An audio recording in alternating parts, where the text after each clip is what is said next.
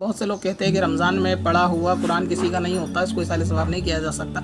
तो ये तरीक़ेकार बिल्कुल गलत है। रमज़ान के अंदर जो कुरान पाक पढ़ा जाएगा उसको इसाले सवाब किया जाता है। साथ में ये चीज़ भी रिवाज के अंदर बहुत आम होती है कि रमज़ान का कुरान मुक़द्दस रमज़ान ही के अंदर पूरा करना ज़रूरी है।